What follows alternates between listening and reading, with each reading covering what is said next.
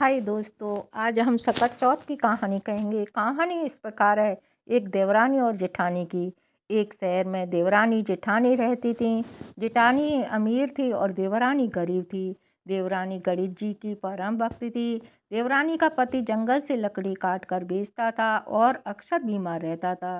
देवरानी जेठानी के घर का सारा काम करती और बदले में जेठानी बचा हुआ खाना, पुराने कपड़े आदि उसको दे देती थी। इसी से उस देवरानी का परिवार चल रहा था। माघ महीने में देवरानी के तिल चौथ का व्रत किया। 5 रुपए का तिल व गुड़ लाकर तिलकुट्टा बनाया। पूजा करके तिल चौथ की कथा अर्थात तिल चौथ की कहानी सुनी और तिलकुट्टा छींके में रख दिया और सोचा कि चांद उगने पर पहले तिलकुट्टा खाऊंगी और उसके बाद कुछ और खा लूंगी। कथा सुनकर वह जेठानी के यहाँ चली गई। खाना बनाकर जेठानी के बच्चे से खाना खाने को कहा तो बच्चे बोले, माँ ने अभी व्रत किया है, माँ भूखी है, जब माँ खाएगी जब ही हम खाएंगे। तो जेठ जी को खाना खाने को कहा तो जेठ जी भी बोले, अकेला नहीं खाऊंगा, जब चांद निकलेगा जब सब खाएंगे तभी मैं खाऊंगा। जेठानी ने उसे कहा कि आज तो किसी ने मेरे यहाँ खाना नहीं खाया है तो मैं तुझे नहीं दूंगी, तुम सुबह सवेरे ही बचा हुआ खाना ले जाना। देवरानी घर पर पति बच्चे सब आस लगा कर बैठे थे कि आज तो त्योहार है तो कोई पकवान ही मिलेंगे, पर कुछ भी नहीं मिला। जब बच्चों को पता चला कि आज तो रोटी भी नहीं मिली है तो बच्चे रोने लगे। उसके पति को भी बहुत गुस्सा आया। कहने लगा, सारा दिन काम करके भी 2 रोटी नहीं ला सकती तो काम क्यों करती हो।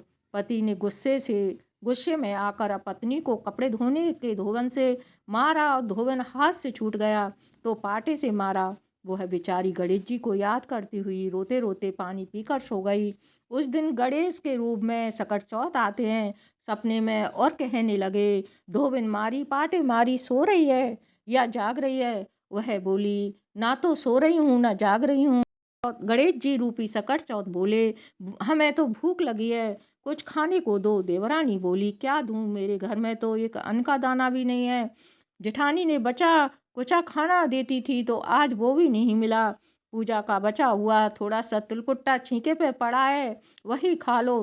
तिलकुट्टा खाने के बाद गणेश जी महाराज सकट चौथ गोसाई कहते हैं, धोबिन मारी पाठे मारी, हम कहाँ पर लैट्रिन करें, हमें तो हिंगास लगी है। वह देवरानी बोली, ये पड़ा घर है, जहाँ जहाँ इच्छा हो वहाँ कर लो। फिर गणेश जी ने बोले, अब हम कहाँ पहुँचे। तब देवरानी ने बहुत गुस्सा आया और कहा कि तंग आकर कहा कि मेरे लिलाट से पहुँच लो।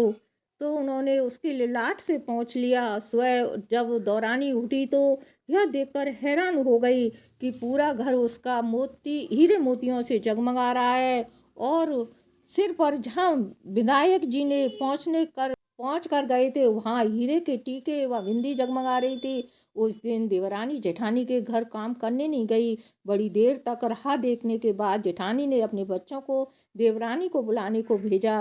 जेठानी ने सोचा कल खाना नहीं दिया है इसलिए शायद देवरानी बुरा मान गई होगी। बच्चे बुलाने गए और बोली, चाची चलो, माँ ने बुलाया है, सारा काम पड़ा है। दुनिया में चाहे कोई मौका चूक जाए पर देवरानी जेठानी आपस में कहने का मौका नहीं छोड़ती हैं। देवरानी ने कहा, बेटा बहुत दिन तेरी माँ के यहाँ मैंने काम कर लिया, अब तुम अपनी माँ से कह देना कि मेरे यहाँ काम करने आ जाए। बच्चे ने जाकर अपनी माँ से कहा कि चाची का तो पूरा घर हीरे मोतियों से जगमगा रहा है। जेठानी दौड़ती दौड़ती देवरानी के घर आ जाती है और पूछती है, तेरे पे यह कहाँ से आया। तब देवरानी ने सारा उसे बता दिया। तब घर लौटकर जेठानी अपने पति से कहा और 1 साल का इंतजार देखा। दूसरी माह की फिर वो सकट चौथ आई तो अपने पति से कहती है, आज मुझे खूब मारो। तब उसका पति कहता है, मैंने तो तू कभी नहीं मारी है, फिर क्यों पिटना चाहती है कि मुझे कपड़े धोने से और पाटे से मारो। वो बोला, ये क्या बावली हो गई है क्या, तो मैंने कभी तुम पर हाथ भी उठाया है तो तुम्हें धोने और पाटे से कैसे मार सकता हूँ। वह नहीं मानी और जिद करने लगी। जिद करने के बावजूद भी पति ने उसको मारना पड़ा। उसने ढेर सारा घी डालकर चूरमा मोती के और तिल गुड़ के लड्डू बनाए, छींके में रखकर सो गई। रात को चौथ बना सकट चौथ के रूप में आते हैं। कहने लगे, भूख लगी है, क्या खाऊं। जेठानी ने कहा, ये गणेश जी महाराज, ये सकट गोसाई, मेरे देवरानी के यहाँ तो चुकटी वाला तिलकुट्टा खाया था मैंने तो बहुत सारे घी के चूरमा बनाकर और तिल गुड़ के लड्डू बनाकर छीके में रख दिए हैं। फल और मेवे भी रखे हैं, जो चाहें जो खा लीजिए।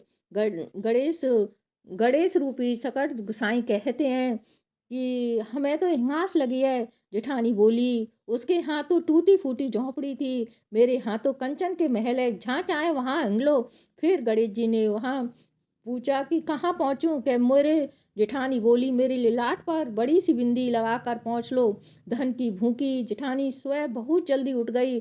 सोचा घर हीरे जवाहरात से भर चुका होगा, पर देखा तो पूरे घर में गंदगी फैली हुई थी। बहुत तेज बदबू आ रही थी, उसके सर पर बहुत सी गंदगी लगी हुई थी। उसने कहा, गणेश जी महाराज, ये आपने क्या किया? मुझसे रूठे और देवरानी पर टूटे। जेठानी घर की सफाई करने लगी तो बहुत ही कोशिश करी, पर परंतु गंदगी नहीं जा रही और फैलती जा रही। जेठानी के पति को मालूम चला तो वह बहुत गुस्सा हुआ और बोला, मेरे पास इतना सब कुछ था, फिर भी तेरा मन नहीं भरा। परेशान होकर चौथ के गणेश जी से मदद की विनती करने लगी। गणेश जी कहा, देवरानी से जलने के कारण तूने जो किया था वह उसी का फल है। अब तू अपने धन में से आधा उसे दे देगी, तभी यह सब साफ होगा। उसने आधा धन बांट दिया, किंतु मोहरों की एक हांडी चूल्हे के नीचे गड़ी रखी थी। उसने सोचा किसी को पता नहीं चलेगा, और उसने उस धन को नहीं बांटा। उसने कहा, ये चौथ विनायक जी, अब तो अपना यह बिखराव समेटो।